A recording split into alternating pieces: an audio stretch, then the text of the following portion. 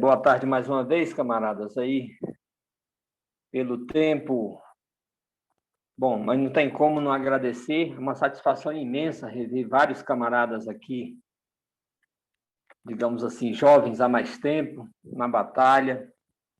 gente que, em certa medida, tem uma contribuição na minha vida militante. Eu estou bastante satisfeito de revê-los, assim como vários companheiros jovens, companheiros, inclusive, da base da categoria. Para nós da CESP Conutas é uma satisfação poder estar aqui conversando com vocês. Eu queria, só para tentar dialogar com o tema, que tem a ver com fortalecimento da luta das entidades sindicais, eu queria resgatar aqui, que eu acho que é prudente fazê-lo, três ou quatro elementos que são pilares de um sindicalismo combativo, que eu acho que é sempre bom em momentos como esse, que apontam esse tipo de tema, a gente buscar resgatar para ver o nível de discussão e entendimento que todos nós temos sobre eles. O primeiro é o da independência de classe, que é um pilar bastante caro. Os sindicatos surgem a partir da luta de classe, a partir da exaustão e da morte da nossa classe desde o advento da industrialização nos seus primeiros anos. E surgem com esse critério de independência e de solidariedade como subproduto da solidariedade humana daqueles que sequer podiam enterrar os seus mortos desde as caixas funerárias, e isso se tornou depois uma conquista legalizada, digamos assim, frente ao Estado burguês em escala mundial. O outro pilar é o da democracia operária, esse do exercício da democracia que a gente precisa sempre resgatar e perseguir pelos erros que, para eu não falar de vocês, que certamente eu devo cometer na vida militante, muitas vezes por ter uma tarefa de dirigente sindical, muitas vezes a gente se distancia, escuta menos a base, lança mão poucas vezes de instrumentos democráticos, ou seja, numa frase, permitir que as nossas bases mandem nas nossas entidades, e não a gente como dirigente. Então, eu queria remarcar esse tema e queria remarcar um outro que é o da estratégia. Entendo um papel imediato da luta econômica, da luta objetiva de cada categoria, de cada segmento organizado, entendo por natureza esse papel. O sindicato, pautado pela independência de classe, pela democracia operária, ele também busca e deve fazê-lo ser um esteio, um ponto de apoio para a luta política, para a luta estratégica. Sendo uma organização de frente única que permite e que deve acolher todas as matizes ideológicas de uma determinada categoria, os sindicatos, na nossa opinião, devem buscar sempre ser esse ponto de apoio, esse pilar da luta política estratégica contra o sistema de exploração do homem pelo homem, contra o capitalismo e na perspectiva, na nossa opinião, mais atual do que nunca, da defesa do socialismo, como, digamos assim, um salto de vida humana, do ponto de vista da organização social, mas de vida humana, em superação às mazelas do capitalismo. E, nesse marco, um quarto tema, um quarto pilar, que é o do internacionalismo. Da gente sempre, para começar de baixo para cima, ou seja,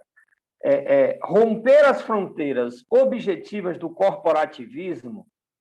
tem vaso comunicante com essa compreensão internacional da nossa classe, de que a luta deve ser internacional contra o capital, contra o imperialismo. E ainda mais aqui, eu acho bastante oportuno, em se tratando de uma entidade como a Federação Nacional dos Petroleiros, e sendo o petróleo, até hoje, uma das principais fontes de energia, motriz, né, do mundo capitalista, do mundo produtivo, eu acho muito importante concluir, digamos assim, esse relembrar, né, desses pilares com esse tema do internacionalismo. Dito isso, e sendo obrigado a ser meio telegráfico, também temos a obrigação de, em qualquer discussão, em qualquer análise, pelo menos trazer à luz dois elementos estruturais da conjuntura atual do planeta que simbolizam, ou seja, o problema do estágio decadente do sistema capitalista do ponto de vista teórico, por assim dizer. Então, nós estamos vivendo, desde o final de 2007, 2008, uma crise estrutural do sistema capitalista bastante profunda. E essa crise se aprofunda assim, para a vida da classe amargamente com a desgraça da pandemia que avassala a classe trabalhadora em escala mundial. Nós estamos falando de mais de 4 milhões de seres humanos mortos por este vírus. No nosso país, 536 mil, mais de 536 mil pessoas mortas. E para deixar uma imagem, né? Não dá para desenvolver, mas no momento em que há, sei lá, 6, 8, 10 tipos, 20 tipos, sei lá, a quantidade de vacinas já produzidas. O problema é que essa produção científica que pode salvar a humanidade de maneira mais acelerada tem o controle,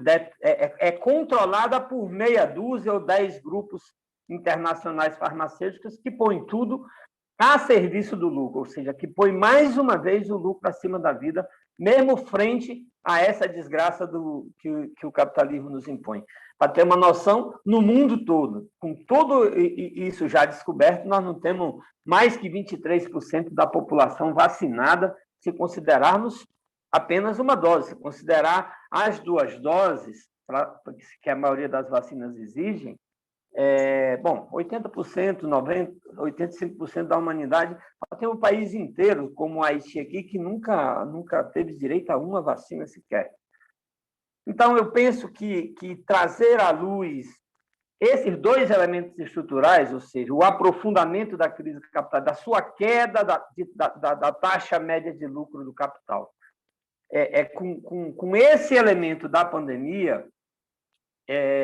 faz com que a classe trabalhadora venha pagando um preço altíssimo com a sua vida, sem falar das outras mazelas, né? Que também são psico-humanas, sei lá, entende? Nós temos um sistema onde 800 mil pessoas se suicidam todo ano, e dessas 800 mil pessoas, 70% não tem sequer 29 anos de idade. Ou seja, é um sistema que mata, é um sistema que oprime, que deprime e que leva ao suicídio a nossa juventude no planeta inteiro. E isso tudo está sendo questionado, e tem um reflexo brutal na atual conjuntura do nosso país, tendo em vista que nós estamos há mais de 2 anos, à frente do país, com um governo assumidamente ultra conservador nos costumes e ultraliberal na economia. Nós temos visto o quanto isso tem sido dramático para a vida da classe trabalhadora brasileira, e, nesse sentido, tem sido muito importante no último período, no período recente, nos meses recentes, a entrada em cena da classe trabalhadora, ainda que parcela dela, que somos nós, a classe trabalhadora organizada, as entidades e organizações políticas do movimento, terem empalmado a retomada, apesar da pandemia, dos processos de mobilização, dos processos de rua. E foi assim, numa arte de construção de defesa da vida, que nós da CSP Conlutas temos muito orgulho de fazer parte digamos assim, de um guarda-chuva imenso de todas as matizes políticas e ideológicas que se opõem a esse governo, que lutam para botar para fora esse governo, e por um ponto em comum, a gente ter construído até aqui, ter segurado até aqui, não tem sido fácil, essa grande unidade de ação para poder enfrentar esse governo. Diga-se de passagem, como tema que tem permeado os debates na nossa conjuntura, na nossa militância, nós achamos que, por esse ponto, nós da CSP Conlutas não temos dúvida que, para derrubar Bolsonaro nas ruas, todo mundo é bem-vindo. Como eu costumo brincar com a frase, pelo fora Bolsonaro, podemos juntar Deus e o mundo e mais Raimundo. Nós não temos acordo estratégico enquanto central sindical e popular que se propõe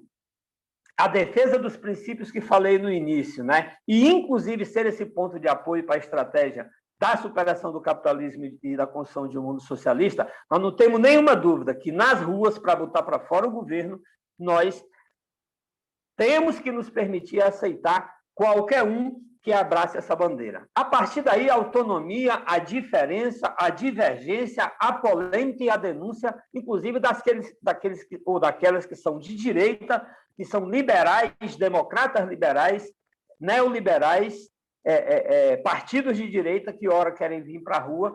Nós achamos que é justo e necessário que a gente mantenha, digamos assim, a ampliação por esse ponto em comum. E, dentro disso, a nossa localização da defesa da estratégia, da autonomia, da liberdade de expressão de cada setor, de cada organização. E pensamos que, nesse momento, esse é um papel muito necessário do movimento de massa, e nós da CSP com Lutas, no limite das nossas forças, mas com a força que evocamos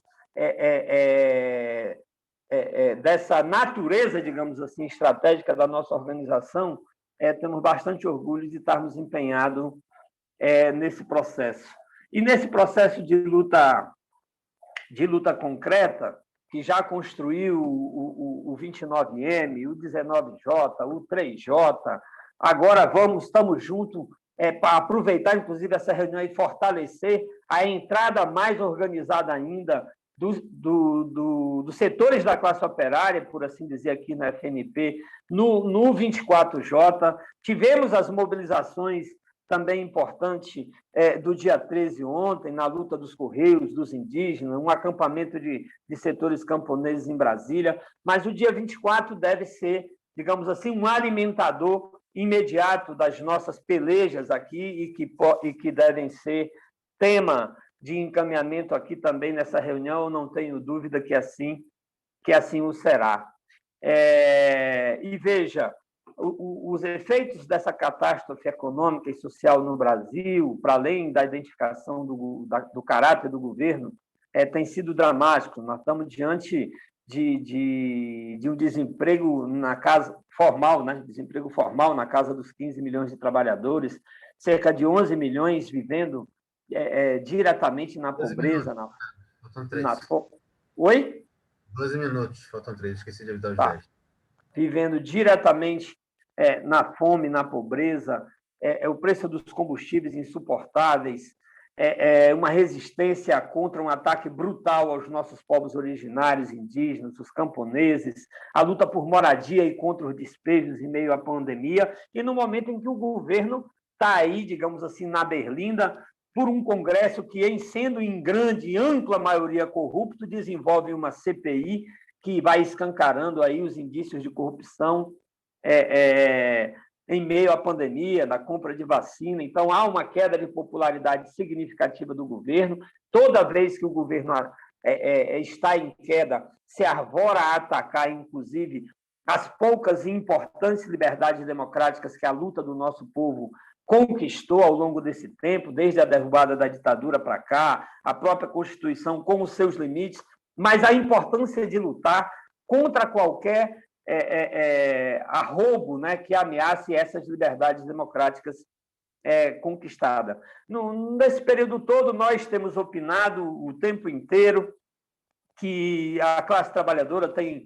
tomado as ruas, tem resistido, há um ataque grande, à crise do capital, há governos que ascendem, que depois caem, que são de ultradireita, ou seja, há um signo de polarização social, que no marco do ataque do sistema capitalista às mínimas condições de vida de nossa classe, tem havido reação, tem sido importante. Nós vimos o Chile, estamos vendo agora o Haiti, estamos vendo, inclusive, um levante recente em Cuba, que em nós aqui, tendo acordo da denúncia, que é o estrutural bloqueio econômico dos Estados Unidos, em sendo nós, digamos assim, reivindicadores das conquistas iniciais da Revolução Cubana de 68, mas no pilar da democracia operária, da luta, também denunciamos a burocratização, a falta de democracia, a imposição de partido único, a falta de liberdade. Portanto, nessa dialética é importante a gente ver todas as lutas, como ocorre agora na África do Sul, já citei o Chile, e por fim, penso que há uma tarefa importante do papel nosso, do papel das direções. E no papel das direções, acredito eu, que uma organização como a FNP, assim como nós da CSP Commutas e tantas outras, devemos buscar ampliar a unidade de ação e colocar a luta do nosso povo para derrubar imediatamente esse governo em defesa da vida e, para além dos atos, toma uma importância espetacular que a gente some-se e que a gente reverbere a defesa da construção de uma greve geral sanitária neste país. Infelizmente, nós reivindicamos a necessidade da unidade, tudo que foi construído até aqui, mas também denunciamos os limites e a submissão da maioria da direção do movimento ao mero calendário eleitoral. Mas não só um problema do calendário eleitoral, ao abandono completo de uma estratégia de combate ao capitalismo e da construção de uma alternativa socialista com democracia operária. Ou seja, a implementação da conciliação de classe no cotidiano pela direção tem que ser denunciada e combatida por nós, ao mesmo tempo que temos que ter a capacidade da construção da unidade de ação para poder derrubar esse governo. E no marco dessa luta, disputando a consciência, conversando com os trabalhadores, essa é a nossa classe que já derrubou uma ditadura que pode nos servir para um futuro melhor. E termino dizendo, não se trata de defender apenas um conjunto de folha de papel, de projeto de governo diferente. O socialismo, ele se realiza na humanidade.